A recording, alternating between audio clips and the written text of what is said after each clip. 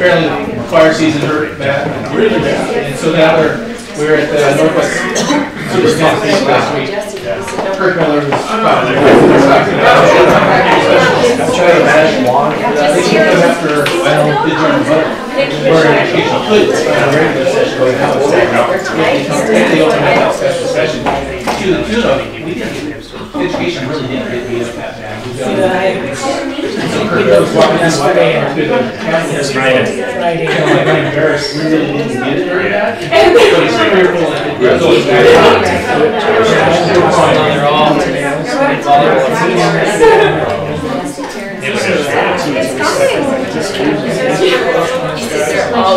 Blue Jones was really good. But I don't really know that he can up. Yeah, that's what I asked.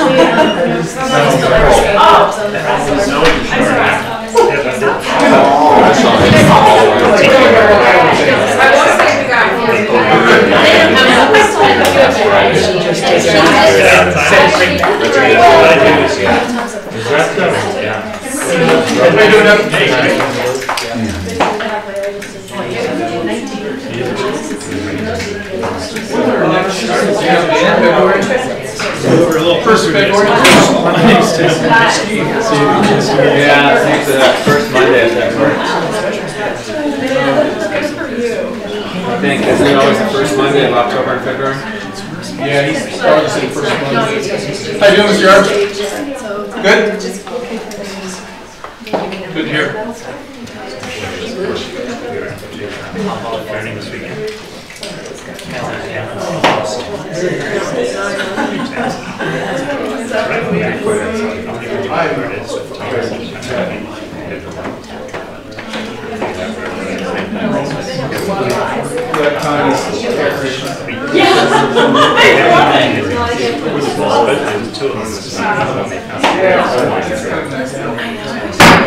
I call this meeting to order. Everyone please stand for the Pledge of Allegiance. Mr. D, would you please lead us? Sure. I pledge allegiance to the flag of the United States of America and to the republic for which it stands, one nation, under God, indivisible, with liberty and justice for all. Thank you. Now, as I check my phone, I ask you all to make sure that yours is turned off as well. Now, is there anyone here who has issues to address this board for a non-agenda item this evening? Please raise your hand. Okay. So we will skip the directions for public participation until we get to that item. At this point, do any of the board members have any observations or comments? Seeing none at this time, let's move on. Okay. Let's go right ahead to the approval of the regular board minutes from September 11th. I assume you've all read and reviewed those. Do we have any additions or corrections to those minutes? Seeing none, I would entertain a motion to approve those minutes as submitted. So moved. Second. We have a motion and a second. All those in favor of approving the minutes as submitted, signify by saying aye. All those opposed? The minutes are approved for September 11th. Moving on to agenda item number 2 under the communications. Let's see, we're going to table item number 2 until our high school representative gets here. Moving on to item number 3, Folsom Middle School peer mentoring presentation from the Folsom Middle School administration. Well, I wish I could say I could take credit for it, but I can't. As you know, we've done sent middle schoolers down to Lindeman for a long time. It's been a practice that we've done for many years. And this year, we started sending them down to Cherry Valley to work with our youngest students. And so we have a couple of really engaging youngsters here to support the counselors in their presentation. Of course, there's like 14 of them, but they're all involved in something. So we were lucky to hang on to these two. So without that, Ms. Fulis, Ms. Hinman, and of course, stars of the show, Heavy and Jess. Well, that was very nice. I don't know what to say, except I'm going to stay seated. Yeah, we're going to Just a little blurb about peer counseling. It's been had it for quite a few years. And these two, they are kids that get selected by a 7th grade teacher, anybody that knows a 7th grader in the building. And I know that some of your kids have been in our class, and they're really outstanding students. They are here to help other kids resolve conflicts. They're trained in peer mediation. Their title is peer counseling. Part of that is peer mentoring. So, Ella, Jaslyn, take it away. All right. Tell me when to roll. Okay, after they're done, Carl. Thank you. Do you want to go up there? All right. Want to do it as a slideshow, Carl? Do you want to do it so it fills the screen? Oh, we're not ready When they yet. direct me.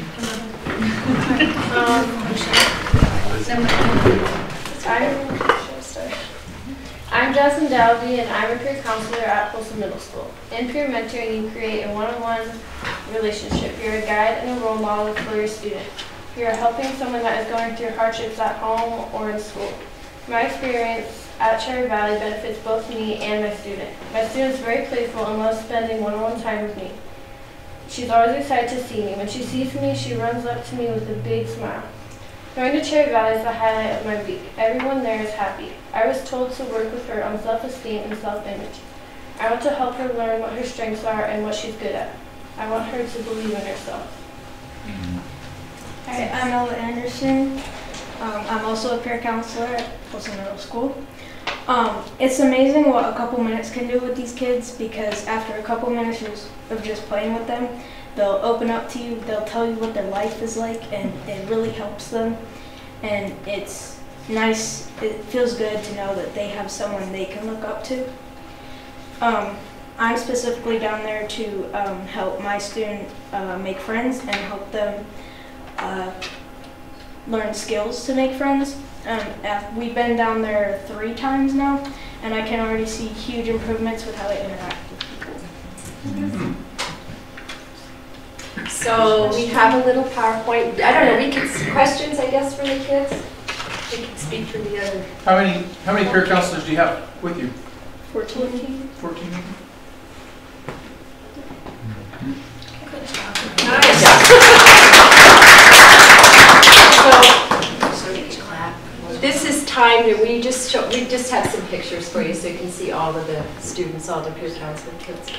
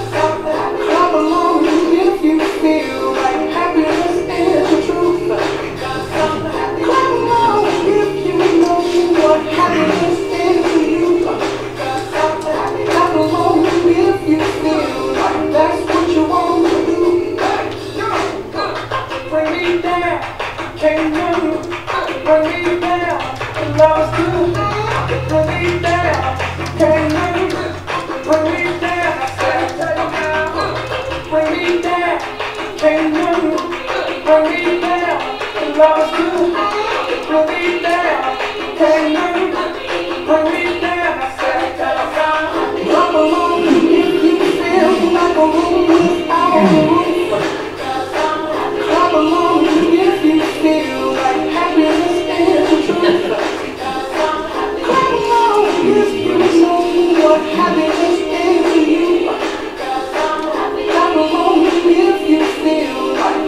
what you want to do. If you feel like a roof, I'll roof. Clap along if you feel like happiness is the truth. Clap along if you know what happiness is to you. Clap along if you feel like that's what you want to do. Bring me down, can't you? Bring me down, love is good. Bring me down, can't you? Bring me down, I said.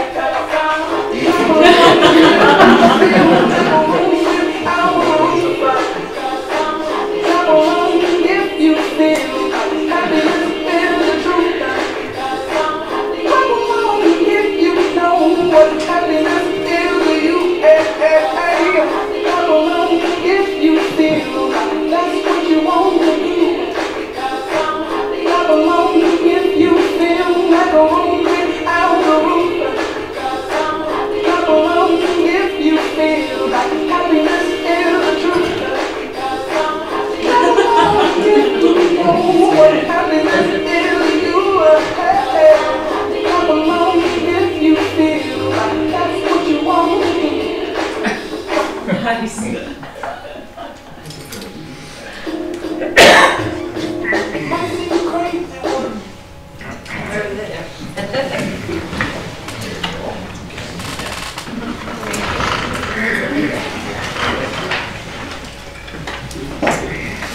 Any questions, trustees? Do you guys do this all year? Or is this like the first semester? For one semester. One semester? So you just go once a week? On Thursdays. On Thursdays? And how long do you get to spend with your student? Like 15 minutes to half an hour. Yeah, usually we're there between 10 and, what time do we make you leave? 10:27? Yeah. 10:27, so almost 30 minutes. I'm gonna ask you kind of a trick question. So it's built, or it's the generation is to help kindergarten, right? First graders? Yeah. That's why we do that. Is there anybody else that's helping out? Anybody else growing from it? Anybody else learning anything from it? You. So a lot of times you're down to help them, but you're probably getting as much or more, or if not more, leadership skills and confidence to talk to people and help people out. So that's pretty cool. Yeah. I like it. A side note, Jasline's little girl, every time we go down there, she just runs from Cherry Valley Hallway. Have you seen it, Doug? I mean, just runs to her and then jumps up on her. I tried to get that, but. Well, we don't only appreciate you coming down and spending a little time this evening with us and telling us about the program. We really appreciate you taking time out of your day on Thursdays to give some of your time to those kiddos. We really appreciate it. So thank you very much. Thank you so much. Thanks.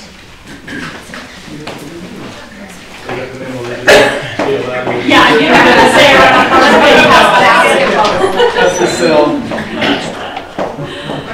Okay, your report, Mr. Wells, item number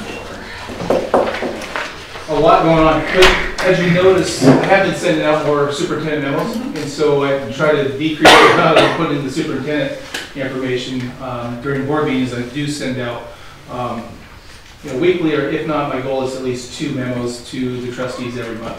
But I will say this, the most important thing is, other than kids, and I always want to have a student-centered focus at every board meeting. That's the reason why we're here.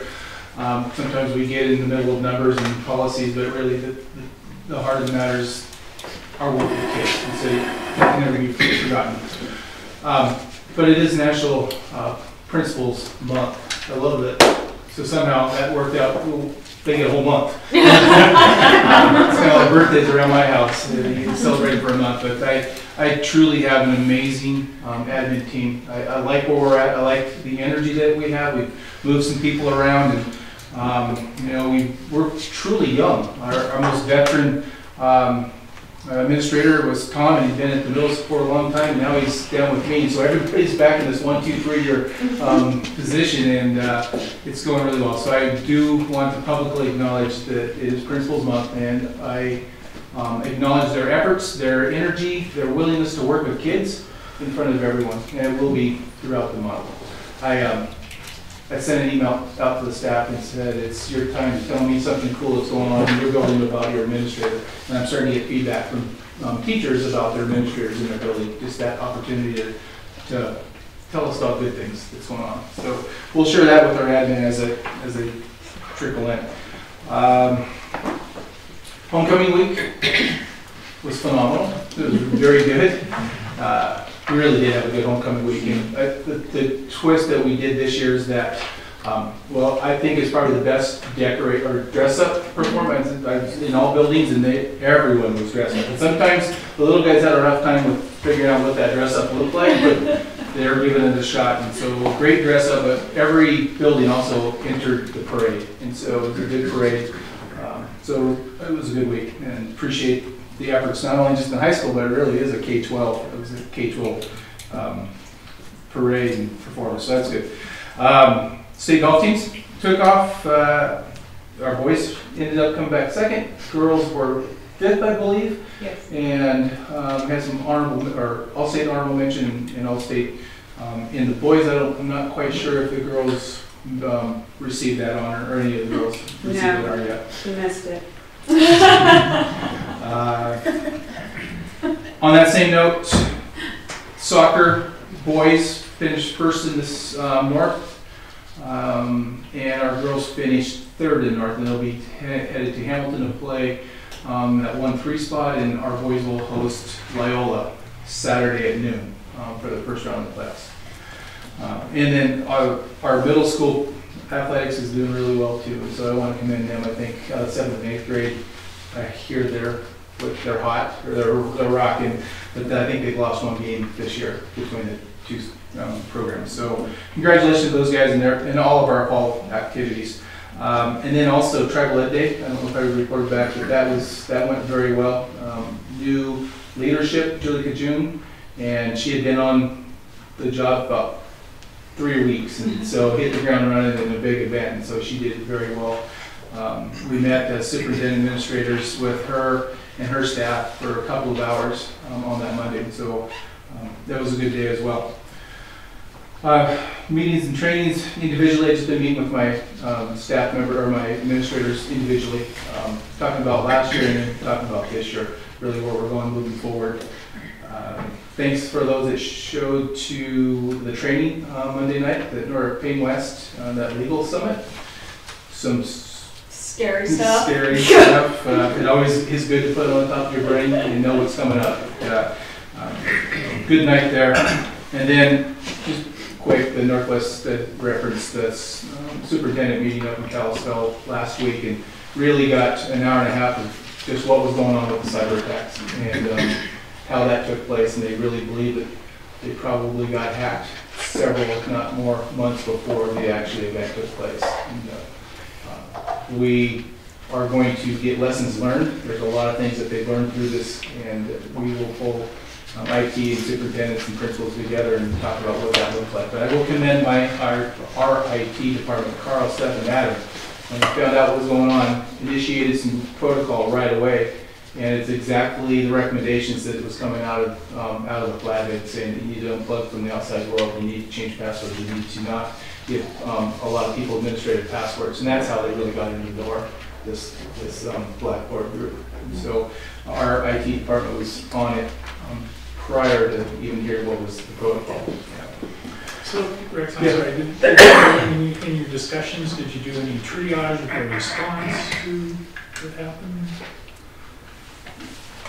Tell me more. Well, I'm just curious on how they felt they handled the situation with the public and the information they put out to the public. How did they think they did on that? Did they discuss that at all? They did. Yeah, I think that's some of the lessons. They're very complimentary of each other. It wasn't one school, and traditionally it's your biggest district say, well, I'm doing this, you guys follow suit if you want. Have at it, but this is what we're going to do, and we don't really care what you little guys are doing, districts. And they didn't do that. They brought everybody together with law enforcement, FBI, state, and local agencies, and they discussed what that was going to look like. And so they made decisions for their valley, not just individual sites making decisions. They felt like that was a positive. They felt that bringing their staff back one day earlier before the kids so that they can feel comfortable that they weren't nervous about what was going on in the building while they had kids, that they could come in and get settled in, talk it out, essentially, and then be comfortable the next morning when the kids showed up, because the staff missed 2 days and the kids missed 3. They were a little bit hamstrung with what they could talk about because the FBI was involved, and so they were pushing a lot of the data that was going out in conversations, or limiting what was happening in the conversation.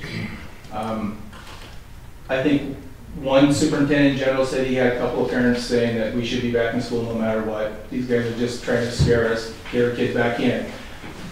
But predominantly everybody in the Flathead was very satisfied with holding the kids out and doing what they did, and the communication. Now, on another note, Mark Johnson and I had said that we would like a little bit more information, that I didn't want to know everything was going on, but I needed to know what was going on because it was so close that they were canceling football games and athletics and not putting kids on buses, and yet we were. And so what does that look like? And so I was able to text superintendents up there and say, are we okay?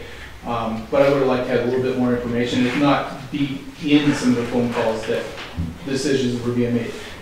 I think we're the mission, they're the Flathead, so there's this kind of, we're in the same pool, but we're really just far enough to be away that they didn't think that we needed to know. But as you know, it worked its way around the corner, so it went from, Flathead and then it hit Big Fork, and I was waiting, are we next? And so it was getting a little bit tense. I was checking to see if my phone was being actually blowing up, which wouldn't surprise us.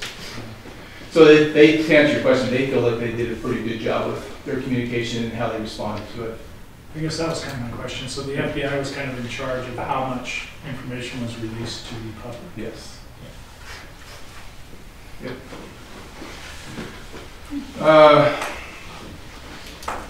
Good news, October count is done. We do it 2 times a year. October 2nd, I believe, was this year. We're up 44 kids in our district, which is a good trend. Up 44, and that is in the elementary district. High school stayed pretty steady. I think we're 1 or 2 above or below. So we're about 1664 roughly. So we're up 40. And it's in the right direction. And the last thing the superintendent's meeting is, we were talking about it before the meeting started, is that the fire funds are depleted, and there's still a lot of dancing going on in Helena about how we're going to replenish the coffers. And so there's potential talk of a new session or a special session coming back, and then the general budget and the education budget can be looked at a little more severely. But we don't have anything. Nothing yet. No, I think they have a meeting this week to decide what their plans are going to be. That's all I have for you, Madam Chair. Any questions? Thank you. Thank you, Rex. Okay, let's move on. Number 5, curriculum presentation. Come on. Ooh, good. Curriculum, everybody loves to hear about that. Super exciting. Although, I have to choose my words carefully. When Rex first talked to me about this last spring, I was not excited about curriculum. I am excited about Director of Teaching and Learning, being in all the sites, helping out where we're at. So, and professional development. So this is a list of things that we've been working on this year to date. Scott and I worked on a grant opportunity for our high school, and that was in August, I think, wasn't it, Scott and Helena, to implement a reading intervention program in our high school. We've never had a reading intervention program, so we secured the monies for that, dotted the I's, crossed the T's, and we'll be starting that in the high school next semester. So, just curious, Tom. Reading intervention in the high school, it just brings to mind, those 60 minutes. We've got all these kids who can't read in the high school. I mean, are we seeing data where we've got some kids who are passed along? That's a good question. Cracks or something? Yeah, when we say they can't read, what we really mean is they can't read at grade level, or they're not reading at the levels where we need them to be. Okay. So we're going to target the lowest level, 9th and 10th graders. Okay. and we're going to put them into a program called Read 180, and it's proven effective and it works. So we're excited about that. So we're not talking about graduating high schoolers who get out and they can't read at all? Or Right. Okay. Thanks. So another to-do list was align and schedule our reading coaches. We have, well, a reading coach. We have a reading coach at Cherry Valley and Linderman, so we kind of created a schedule. Kristen, Rhonda and I worked on that. So we're more systematic about how we can help our teachers. And then Scott and Jesse and Tim Finkbeiner and I have worked the schedule for our writing coach who works at the middle school and the high school, focusing on grades 5 through 12. And that's Jo Ellen. Remember at the last meeting we officially hired her. So those two things have been high on the radar. We developed a student achievement data packet that we'll be getting in your hands soon with all the SBAC scores, grades 3 through 8, and then the ACT scores at the high school. High school students do not take the Smarter Balance, they take the ACT. So that is coming soon to be in your hands. The digital curriculum that highlighted there at the bottom, one of the goals for the year, that's really exciting for us. Rex threw this out to us last year, the notion of having a digital platform so we can store our curriculum, memorialize it in every grade level in all content areas. What we have now is isolated pockets of curriculum stored in a 3-ring binder, or a zip drive, or maybe in the teacher's head. And so not a real efficient, user-friendly system to pass on and to work on. So that's coming soon. We're going to roll that out here in October and really hit it hard the second half of the year. Next year, we're probably going to need to come to the board to look at changing our school calendar so we can really provide our staff time during the day to work on this. It's called Rubicon Atlas. So that's exciting for us.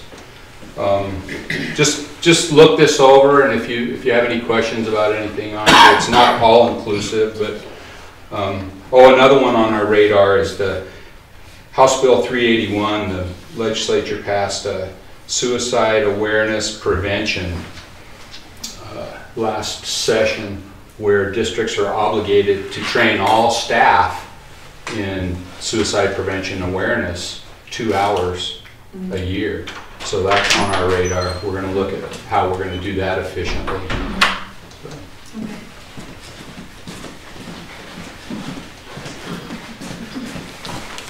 Room for you.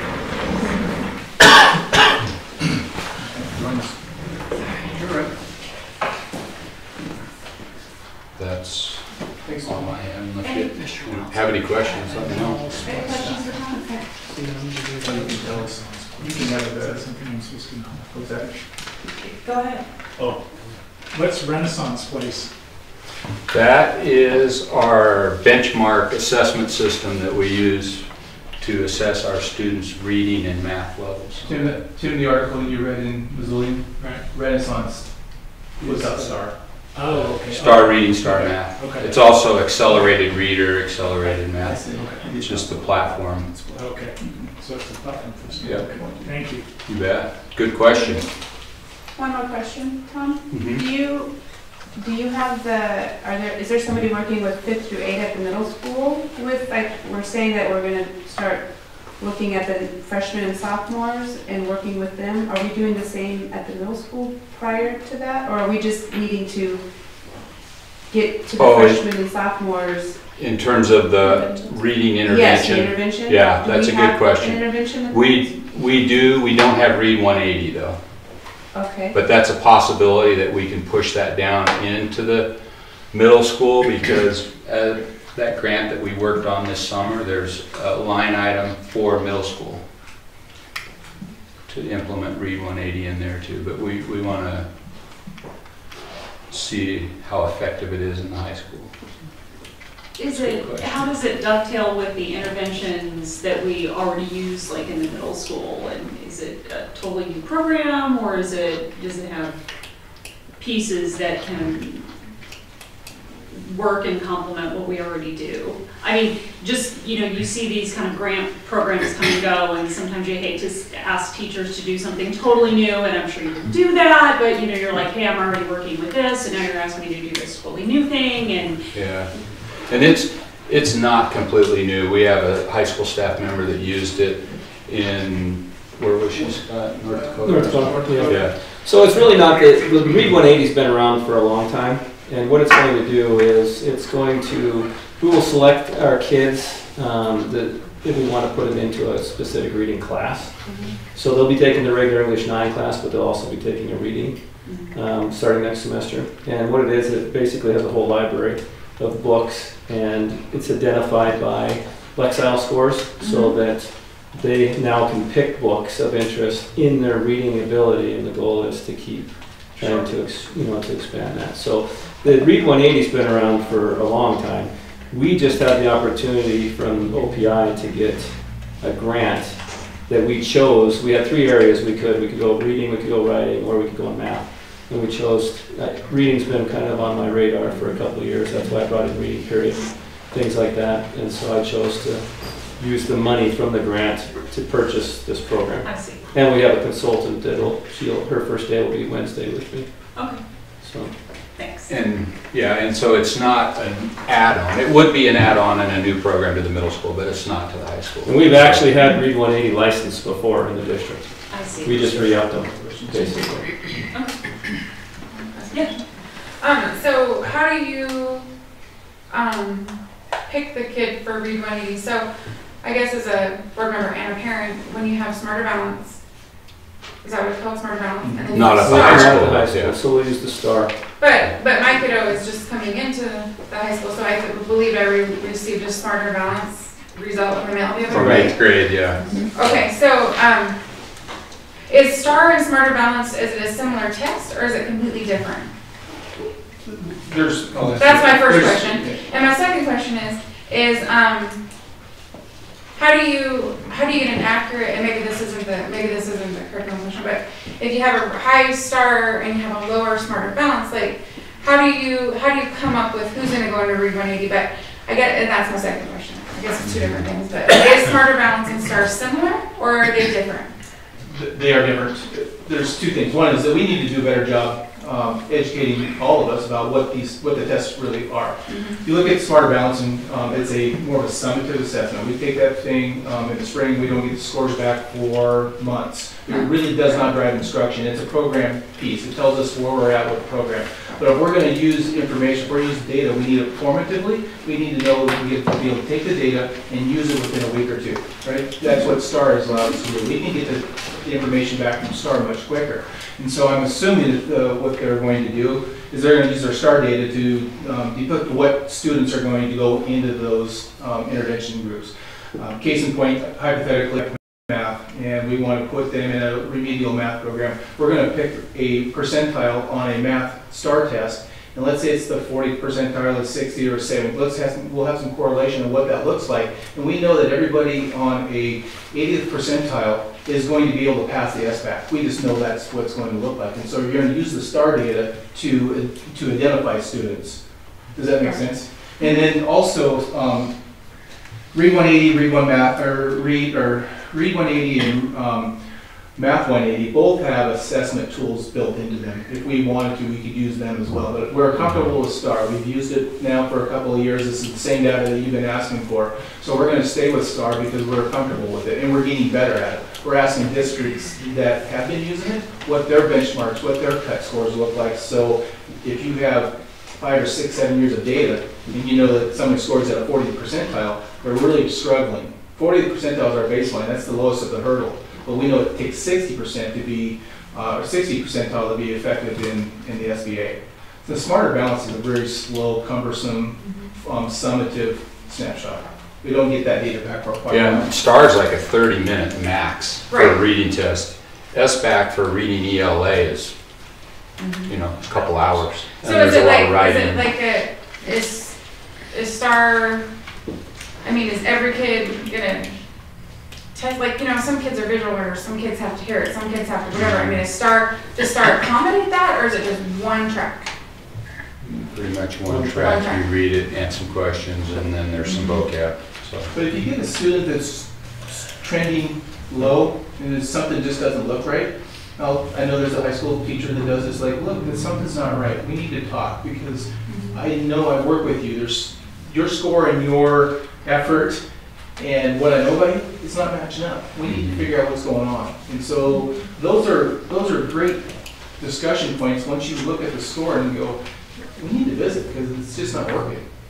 Does that make sense? It does, and I think that that's happened. I mean, I kind of get it. Like, I go to my teacher's conference, and you know, STAR wasn't great, but they're confident that my kids get it because it's just the way that it. So I just wonder. I just was. I mean, is it? You can also take the STAR results and drill down. It doesn't just give you one score. You can actually go and look at all the subdomains within that and see how they performed in all the different domains. And it's a diagnostic tool as well, so you can see if it's a vocab issue or if it's processing, reading comprehension. So. And whereas the SBAC is not. It's not no, and you can tell that it's like, Yeah. I was just curious how you're doing. Shannon, can I say? So have you talked to parents who are feeling like the STAR and the SBAC aren't correlating? So they have kiddos who on the STAR, their benchmark, they're looking like their benchmark, everything's great, and then they get SBAC and they're like, boom, you're below grade level. And I think it was just confusing. And I'm like, oh, just go talk to the teacher, talk to the administrator, because I said, because I should have been more prepared to answer the questions, but when it came in the mail, like I looked at it, but I knew that it was like the once a year thing like that. Mm-hmm. I think it was just, I better understand it now so I can explain it, but I think it was just like, oh, what's happening? Like, I get this and then, so. But the cut scores are, for district, the cut scores for STAR are lower than what you would have to be at benchmark for SBAC, and that's basically the bottom line, our STAR, right? Cut scores are 40th percentile, so STAR would be 60th, so right now we talked about that, raising that up. RTI model, national model, recommends that you stay at 40. You could go to the 50th percentile, but we know that passing the SBAC is going to be a 60th percentile. And so we discussed this quite a bit last year. The first time we discussed it, we've been using STAR for a few years now. Several years ago, we had teachers using different benchmark scores within grade levels, and so that was confusing. So now we're getting to the point now we just said everybody's at 40. That is a national recommendation. And we may want to look at going up to 50%, or we may want to look at 60%. But right now, we're going with the RTI model recommendation, and that's 40%. And I think if we talk to our parents and our staff members and say, look, the bottom right now is 40% up, but 60 is what it's going to take to pass. So you might pass the SBAC, or the STAR, but you might struggle with the SBAC. And so we need to have those conversations. It's communication. Just one other question. We got this grant to help with the freshmen and sophomores, but is there a way that we recognize before they become high schoolers that we will be helping them to not need a grant? Or, I mean, maybe there's always people that are going to struggle a little bit, but we will identify it with them at the middle school. We identify at Cherry Valley and work with them all the way through in all our buildings. So yeah, it's not just like, oh shoot, we have high school kids that can't read, we better do something.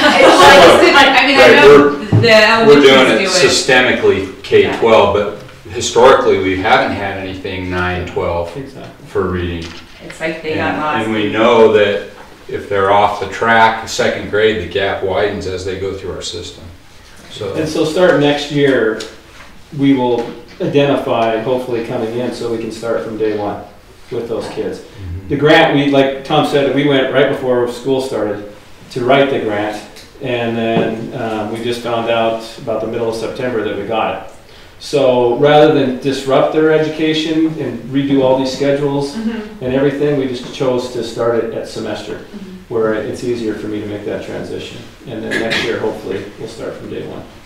The other thing on the SBAC too, you could explain to parents, is there's a lot of written responses you have to do in SBAC. You know, written responses on the keyboard using a computer, so there's a lot of skills involved there. Whereas the STAR assessment I do with kindergarten and first graders, it's a computer-based system, and it's basically multiple choice. So it's a different kind of test, totally. Well, and it might depend also on how well kids test take STAR you've been doing since you're little, so when you try to get to high school, it's not that big of a deal. Yeah, so it's hard to get accurate information the higher up they go in our system, because they've been doing it forever. That's a good We point. get used to, we get nerved up with that. I asked my daughter one time, how was your test today? That wasn't a test, it was an assessment. So there's a difference, right? So it's an assessment, they know.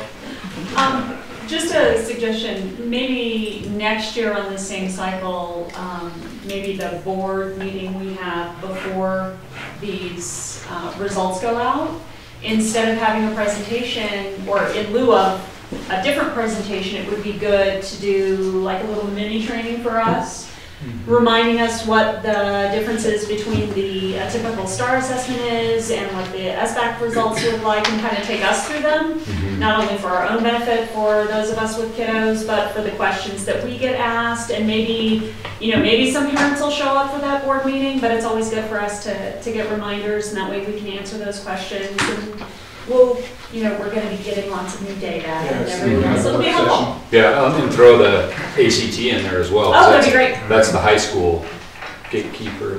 Yeah, so that's a good suggestion. And as these new things up, and just keeping in mind as you think about kind of mass mailings that go out to parents, that's a really good opportunity, the board meeting before that. Think about throwing something like that on the board agenda as a suggestion to kind of keep us, once again, we like to be informed of those things to keep out of the frozen food aisle. We like to know how to diffuse those conversations and answer them on your behalf really well if we can. So that would be great. I think it would be quite useful if the board actually sat down and took the STAR assessment. It's interesting. I don't need the intervention. Maybe the reading, but let me tell you, I'm not doing the math. I'm not doing Joe's math anymore. He's coming home and asking me, hey, he showed me a joke, I kid you not, and it was based on coding language, and I went, I don't find this funny on any level. I don't know what it means. And he's like, this is really clever. And I'm like, I'm going to have to take your word for it, because I have no idea what that means. He has officially surpassed me, and I don't think that's my fault. So I would like to see this as our starting point of many conversations along these lines. Yes. So is the data packet that you're talking about, is that for us? Is that what yes. So do you feel like you have a good idea what the board's looking for?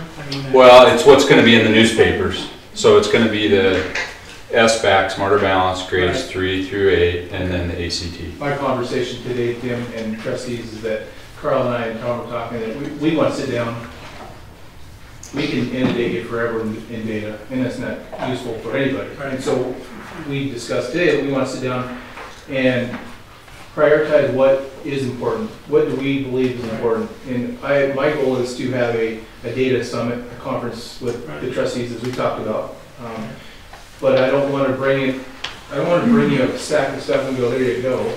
That's not useful. I want to know, we want to sit down and work it and see what it looks like and where, and filter some, because some of it's just not relevant. And so to answer your question, I don't know what I have an idea. I know what we were talking about, but we need to streamline it. And then as we discussed, that's the baseline. This is the path that we do, and anything from there we're going to grow. Like, we will have our first conversation, and you're like, not useful, so that's going to go away, but I really want to look at this, and so we'll add to it. But we need a baseline, and we haven't had that yet. I know that you've had a lot of data thrown at you, so let's figure out. We've had a lot of data and a lot of attaboys. And I'm not so much, that's great to get the attaboys on stuff, but I think that the board is really concerned, so where do we need to work on? What's working, what's not working, not just attaboys. Yeah. And there's not one of us who would disagree with this, that there's some good things and there's not some good things. Right. There's places we need to work. So we'll be transparent, we'll show you what that looks like. But it's a flashlight, not a hammer. Yes. Okay. It guides our path. What do we need to do to get better? I highlighted it. I like Okay. One last question, maybe. How many years is this parent? The high school? The one you just got.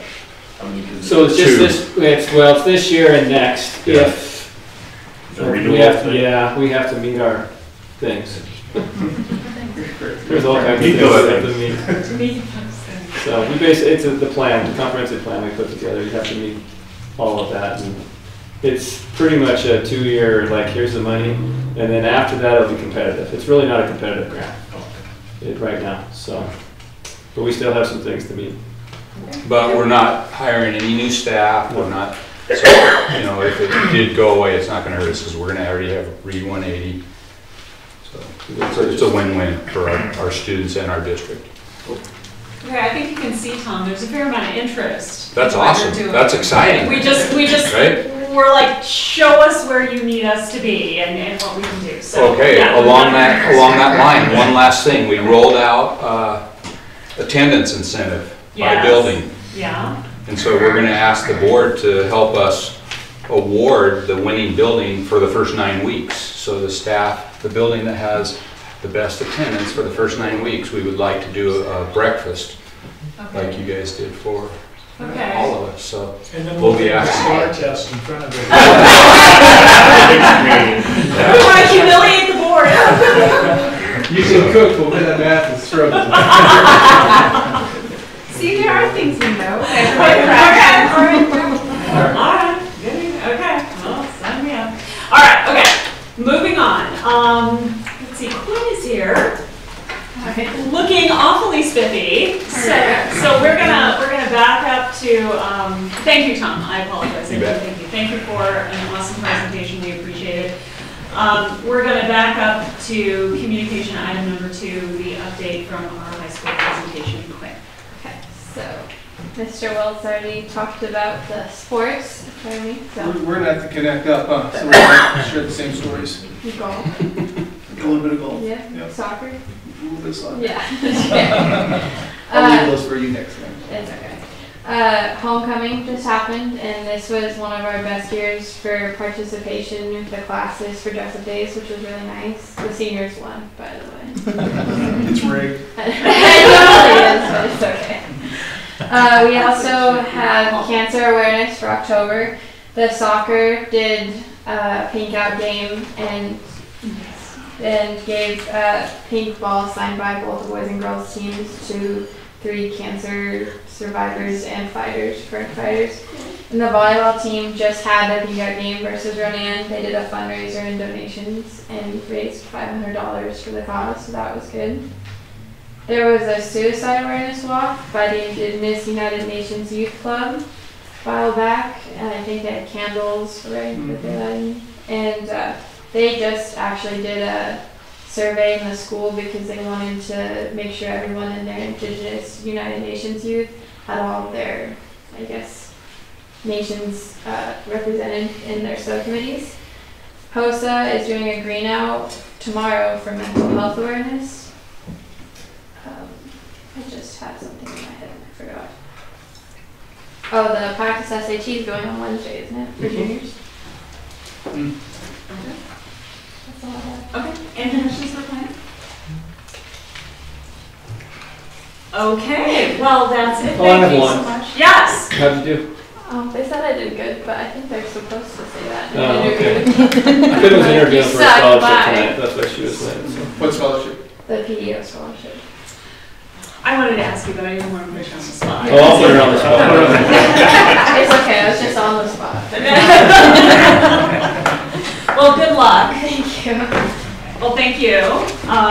Okay, let's move on. Board committee updates.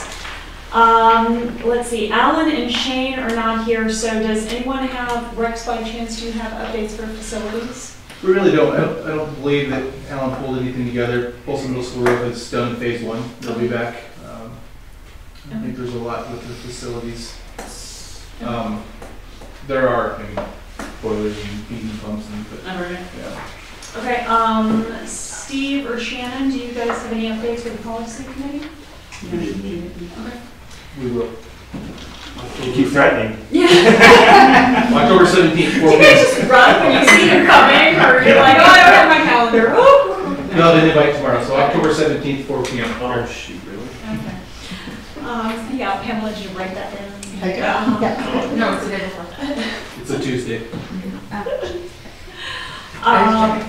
We have not had any ad hoc budget committee, and obviously, as you heard from Rex's report earlier, we're waiting to hear from the legislature on any possible reductions due to the states dealing with the fires.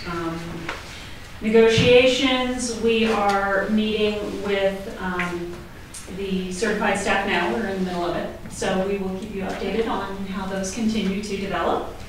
So far, so good. I think it's all been going swimmingly. Let's see, Class A caucus, that's... No, I just have kind of a, so at our insurance meeting, not all employees of the district get background checks, is that correct? That's true, yes. No, that's not true.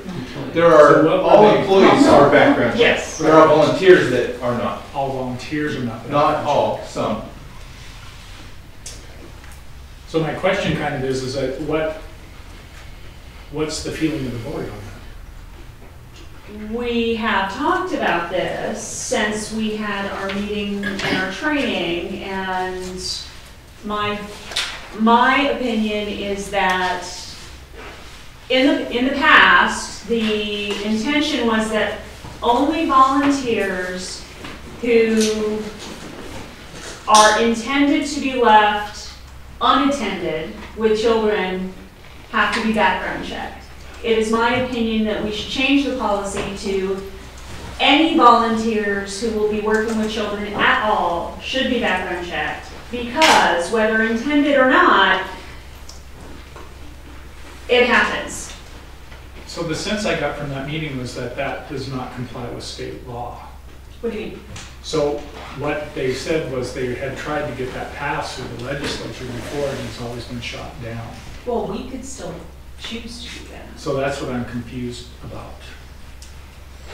I think If you choose to do that, we will look at it. I would caution that if we go that route, you have every volunteer in our district background checked, we will significantly lower the number of people in our buildings. And I will say specifically, watchdogs. And I know how you feel about that. And I will tell you that I had my admin team, we met this morning, and the intent of this history, and I pulled this out of Carl, as he's been around a long time, and there, we have policy in place that staff, it is a communication piece, is that if you are going to work in a classroom and never be left alone with a student, then we don't have background checks for those, if they're in the presence of a teacher. We want our dads, we want our moms into the classroom, and we want them working with teachers and students. If you are going to have an overnight trip, or if you're going to be pulled out or left alone with a group of students, then that's when our practice has been, that's when they have a background check. But my fear is that we have 30, 40 dads, or 50, if not more. Many of them won't spend the money, the $30 to get it done. It will take a long time to get them checked, and some just won't volunteer. They won't go through that process, and so we lose that connection. So that it is a board consideration. Do we have them all checked? We found out today, and as I talked to my admin team, is that there are times that we need to do a better job of telling our teachers, do not leave the volunteer alone in your classroom. You can't just get up and say, hey, I got to run to the bathroom, watch this class for a minute. That's not appropriate. I would like to say, and I hear that concern, that you know, we may lose some volunteers. But here's my concern, especially after that incredibly cringing, you will face lawsuits and the horrible things that could happen to children. I mean, that was that training. Let me tell you about all the horror stories that will happen to children and the liability your district will face. I mean, that was that training that we just went through. You know, my husband did Watchdog a couple, 3 years in a row, and I asked him before I told him any of, I didn't give him any background to like telegraph what I was looking for, and I just said, tell me again about your experience with Watchdog. Take me through your day. What was that like? He goes, oh yeah, the first year I did this and this, and oh yeah, and I totally I'm gonna get in trouble, aren't I? And I said, why? He goes, I totally put on my survey like 2 years in a row, complained that I was left alone with the kids, like a group of 4 kids, because they were doing intervention reading, and I was left with these kids for a period of 2 hours, because the teacher wanted to work with the other bigger group of kids, and I was left to work with them alone because they were finishing up projects and blah, blah, blah, and he gave me this whole story. And I'm like, so it wasn't just, oh, I had to go to the bathroom or somebody had to take a call or something. It was like, he was being used like a para. And I get it. It's like, you know, there's a lot going on and everything else. And he said every year that happened. And it wasn't just 5 minutes. It was like, great, I have more bodies. It's an extension of my day. Here, let's find a nice quiet place for you in the hall with these kids. And he's like, oh yeah, I was left for hours with these kids. And he goes, I'm not a teacher. And, you know, he's trying to do his best and everything. And let's, you know, oh, he's Caroline's husband. He's a nice guy. I'm sure he's fine. But, you know, you don't know. There could be like some custody issue, or he could, you know, it could be, who knows? You never know. There's all kinds of, you just don't know. And that's the whole problem with these kinds of things. There are liability issues. There's all kinds of problems. You have some creep coming in. You don't know. And that's the reason we do checks, because you don't know. That's why I'm bringing it up. It's not the 5 minutes because somebody has to go to the bathroom. It's the, just this once, I had a really rough day and my para didn't come in. It'll be fine. I know him. Or her. You don't know. What's the direction that you want me to move Well, on? I'm a little bit confused because my point, under Class A caucus, my point was, is I assumed they had talked about, from the two attorneys that talked about, no, you cannot ask for background checks on everybody in your building because the state legislature does not allow that. Every time we've tried to get that passed, it has been defeated. So my point was to get the direction of the board is whether or not they would like me to pursue that, to try to get a sponsor for the bill to allow that to happen. So that's how this got in Class A caucus. So that was I was looking for direction from the board and from staff on whether that was something that you would like me to pursue on that. It seems noble to me, I guess. I don't know, it seems like it makes sense. The teachers union the attorney suggested that the teachers union in the past has encouraged that bill and has supported that bill. So that's what I was looking for, was direction from the staff, if that's something you would like me to try to work on. You're talking about staff, not volunteers. You're talking about... I assumed they were talking about staff. They were, yes. They were talking about staff that may have been put in place before the background check was That's what it was, required, yes. that they are grandfathered. They're grandfathered into in. employment. And so that was what I was wondering to know, if there was something that this board or staff would like me to pursue. Can I just add something to the, I'm sorry I missed the fun times of the insurance meeting. It was holy cow. cringy. I had a child's birthday, but I get where the world is coming, and I get that it might be, I get background checks are important and all that. But last year, I think it was last year, it could have been the year before, I helped Mrs. Lem sign the dads up. And she has pizza, and she does this like big night or whatever like that. And there were a couple dads that I think if they were thrilled at the opportunity that they got to come have pizza, for one, and they were ecstatic and thrilled that they actually felt that they were worthy enough, even though maybe they in their life that they aren't, that they could actually come in there, they could put that t-shirt on. And I know for some of us that are very active in our kids' day to day, the way we are now, that a lot of parents are not. And so they were thrilled at the fact that they could come in there. And I'm in the school a lot. I'm in the, not so much in Cherry Valley anymore because I don't have any little kiddos there, but when I see a watchdog in there, I think that that's one of the best programs that we have put into our schools. I'm thrilled that Cherry Valley has it now because it gets that parent in there. It gets them, that kid's excited. That might be for some of our kiddos, that might be the most excited month that they have, is when their dad finally, comes in there. So I guess to me, they're not going to pay the $15. I understand that things are happening or whatever like that, but I would hate to see that program go away because we get the same 10 dads. Well, those same 10 dads are already filling in, the ones that have the background check. And I don't know. I guess I understand that things are different and things are happening, but I think we need to think long and hard, because the watchdog goes to other classes as well. I mean, that guy is busy, and he has to go outside of recess, and then he's at this class, and then he's, you know, whatever. And I guess I'm not saying that Rob wasn't alone, but I never really saw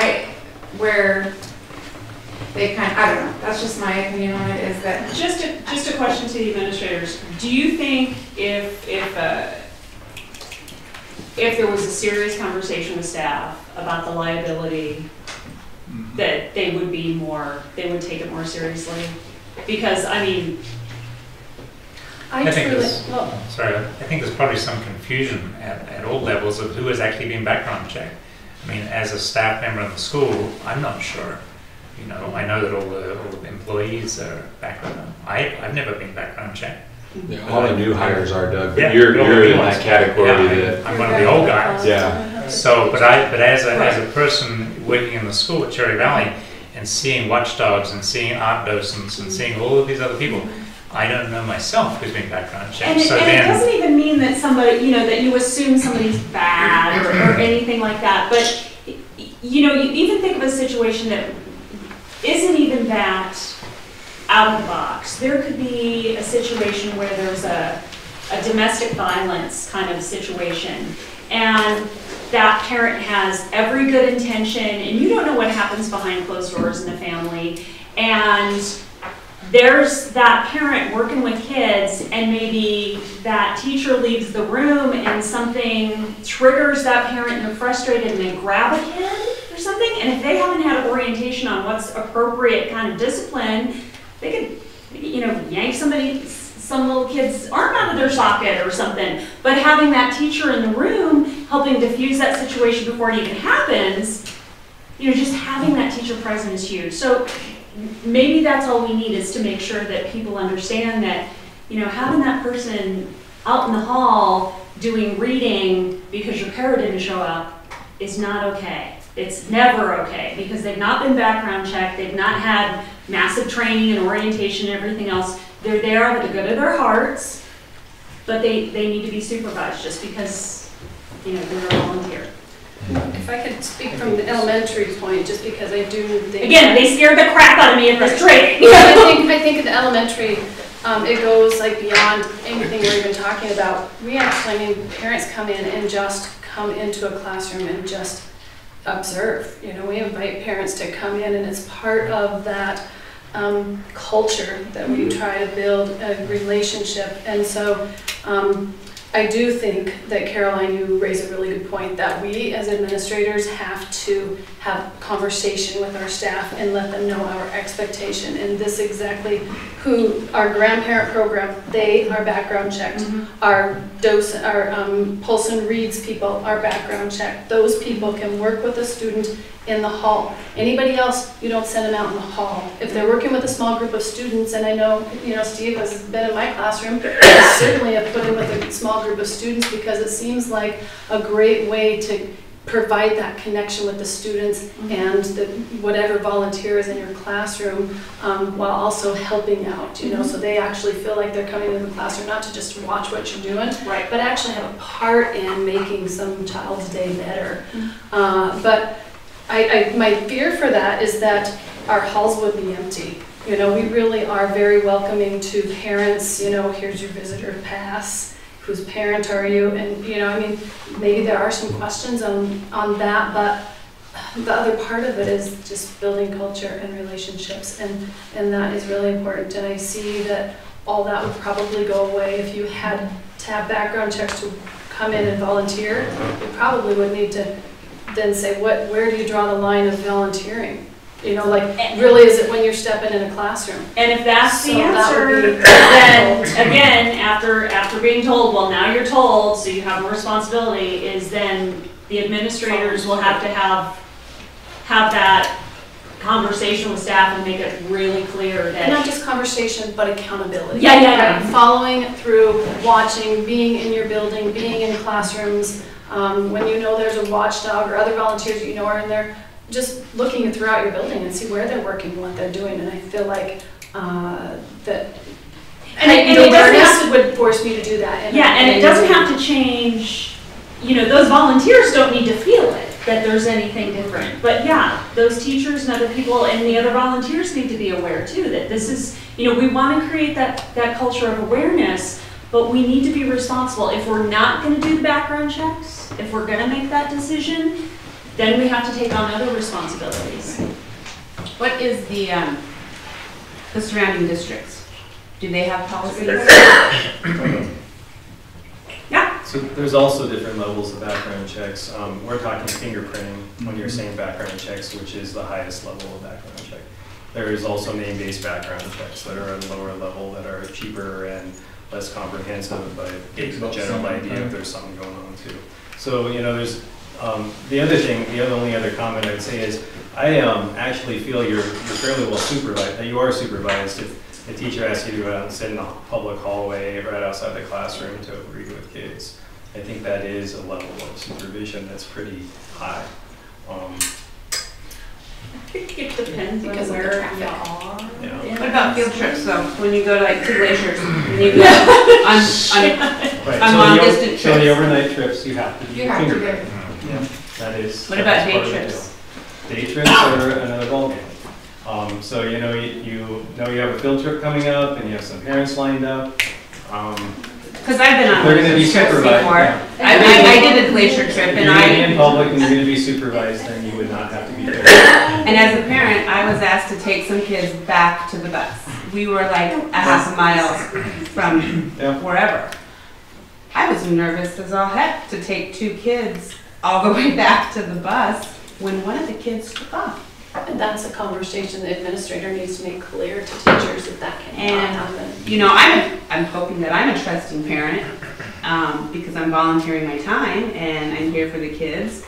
But I think it also depends on the teacher because several years ago when you guys were first starting the whole overnight field trip or whatever you needed to be background, one of the teachers that I was helping the one year, she had a difficult class or whatever, and she just said, would you mind getting background checked because you're in here volunteering, you're willing to come in here 2 or 3 times a week. So the teachers are pretty proactive about it, I felt, because there was probably 4 moms, we came in one day, did our stuff, and so I think that if they know that you're gonna, at least they asked us to do it. So, I don't know, I think it depends on the level of volunteering that you're doing. But I'm clear, so if you see me in the hallway. I've got finances wherever an issue, I'm sure I could probably name 6 different local foundations that would be willing to help us out to create a little fund to make sure that it wasn't a burden on a family to be able to volunteer. We never have to ask. It wouldn't have to be a big deal. Anyway, okay, shall we move on? I think it's only fair to point out that at this insurance meeting, 80% of the problems were stupid board members. Oh yeah. Without a doubt. Oh yeah. Without a doubt. We were creating our own problems, yeah, we were. With like That- crazy Facebook stuff. That facilities. Yeah.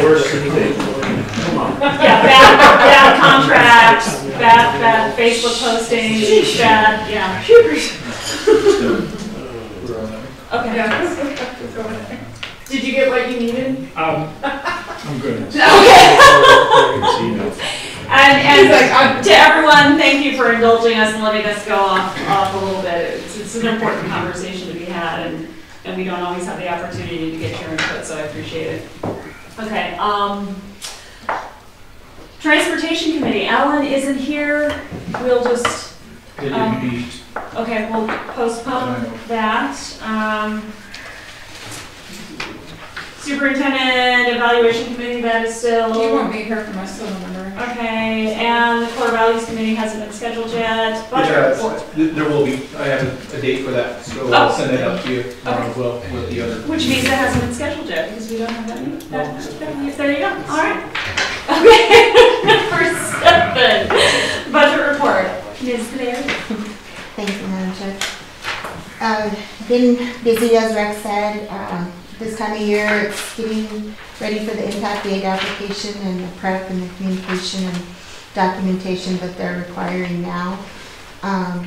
Submitting the A&B reports, which Rex stole the thunder and said that our enrollment is up. Closing out e-grants to make sure that we include some carryover amounts that we may be able to use this next year. Starting to prepare for the audit. The WIPFLY will be in the building in November. Transportation forms and meetings coming up. There's some TR1s and TR6s that are due to enable us to be reimbursed for those funds. So it's a busy time of year besides some OPI reporting. On the claims listing, I just wanted to point out that you will see a couple of bigger ticket items that are funded through the building reserve. We did get that phase 1 completed, and then also some carpeting and tiling at the high school and the sound system. Right? This week, or it's going in. So you'll see that's kind of one of the larger things on there. So it's nice to be able to be utilizing those funds. And we're right where we should be. In fact, I was pleased that, you know, we're staying a little bit low, and that's good because we know it'll pick up. So, and then the DMO listing that is included. Is there any questions? Any questions for Pamela? Okay, great, thanks. Moving along to the consent agenda, are there any items that need to be removed for individual consideration? Seeing none at this point, I would entertain a motion to approve the consent agenda as submitted. So moved. I approve. To approve the consent. We have a motion and a second. All those in favor of approving the consent agenda as submitted, signify by saying aye. Aye.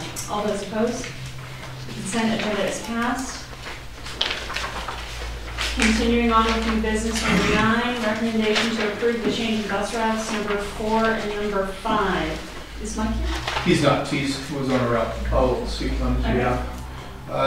As we talked about earlier, Shannon, the bus force, Jolly Packer at Nysinger is overcrowded. There's a lot of kids on that one. So we're going to make a slight change.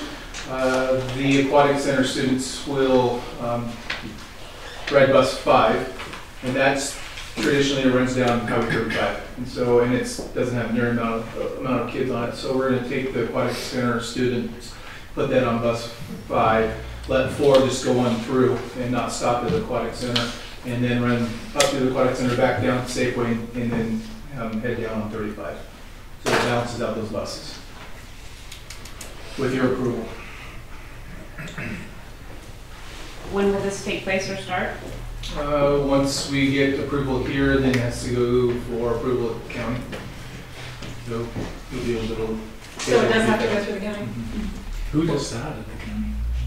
Who approves that? The transportation department? It's a committee of other decisions. It's a funding issue. Oh, okay. Yeah. How many kids go to the aquatic center? Depends. It really is. There's, I mean, I can tell you, Shannon, I mean, some days there's 5, sometimes there.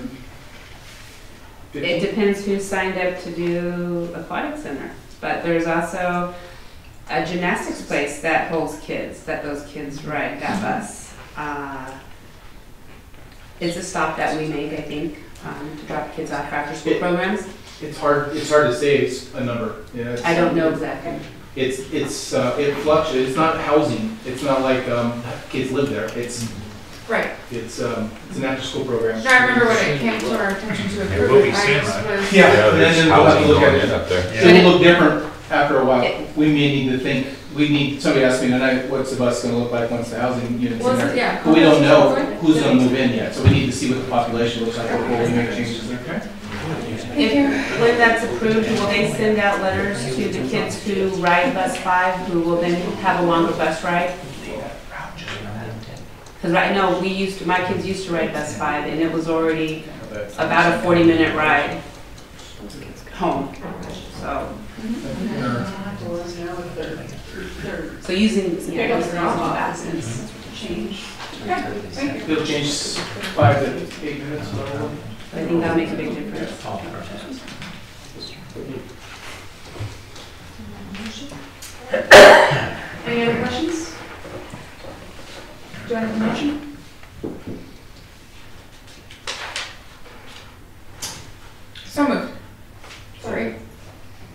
So we have a motion and a second. Do we have any questions or comments to approve? Second. Steve? How do we relay this to parents? I'm just curious how, I Letters. actually had a parent come in today and ask if they were gonna be riding a new bus to swim lessons because the bus driver must have talked to the kids about maybe moving a bus. So parents will get letters, is that Yeah. what, I'll just tell them you can expect a letter in the mail? There'll be communication with those parents Okay. I just didn't. before it happens. If there's, that was something But- that. But it'll only be with the kids riding the route, regular route buses, that you'll have to, as an administrator, I mean, communicate with the kids or all the parents that if you're gonna ride the bus, that if that number changes. Because they're gonna get. Because they're not gonna get one from us necessarily. Accurate. But the transportation department will send out with the new times and So the everything. kids who are already riding They're that bus. already currently signed up to ride on those routes. So then we will have to. So our transportation. That's my question. So I was like, how many kids do you have? Because how are they, what are you gonna, never mind. Well, because certain kids are already assigned to ride bus 4 or bus 5. There are a lot of kids who ride bus 4 who aren't assigned to bus 4. Right, so how are they gonna know it changed? So I guess here's is my point. If you could just allow us to do it, okay, I will figure out the logistics. Okay? You got it, go. So put it in the Let's do minutes. it. Trust Rex. Sorry. That we knew. Hurry on. Let those swimmers figure it out on their own. I don't say no. It's a target. Right, no, we have not voted yet. Just walk. We have a motion and a second on the table. Do we have any other public comment? Do we have any further discussion from the board? All those in favor of approving the proposed change signify by saying aye. Aye. All those opposed? The recommended change is passed. Moving on, number 10, recommendation to approve the admittance of students with exceptional circumstances. Mr. Wells. Similar to last month, I believe, these are 4-year-olds, exceptional circumstances. There's two students that we're asking for approval. As Early written, admittance to kindergarten. with exceptional circumstances. Yeah, different program. This is the 2 3-hour programs. Got it. Okay. Trustees, any questions? I would entertain a motion at this time. Second. We have a motion and a second. Do we have any public comment? Do we have any further discussion with the board? All those in favor of approving the admittance of students with exceptional circumstances signify by saying aye. Aye. All those opposed? The recommendation for approval is passed. Number 11. And you guys are working for that, right? Yes. Okay. Number 11, approval for the personnel report. Mr. Elliott. We have both the high school and elementary report this month, and they're back to being their normal size, page after page after page. So unless you have any questions, I ask that you approve the reports as submitted. Trustees, I'm looking at the high school district report. Do you have any questions? Seeing no questions at this time, I would entertain a motion to approve the high school district report as submitted. I move to approve the personnel report for the high school as submitted. Second. We have a motion and a second. Do we have any comments from the public? Do we have any further discussion from the board? Seeing none, all those in favor of approving the personnel report for the high school district signify by saying aye. Aye. All those opposed? Personnel report for the high school district is passed. Moving on to the personnel report for the elementary school district. Do you have any questions for Mr. Elliott regarding the elementary school district personnel report? Seeing none, at this time, I would entertain a motion to approve said report. Second. We have a motion and a second to approve the personnel report for the elementary school district. Do you have any comments from the public? Further discussion from the board? Seeing none, all those, did you get a motion and a second? Yes. Okay. All those in favor of approving the personnel report for the elementary school district signify by saying aye. Aye. All those opposed? The personnel report for the elementary school district is passed. Thank you.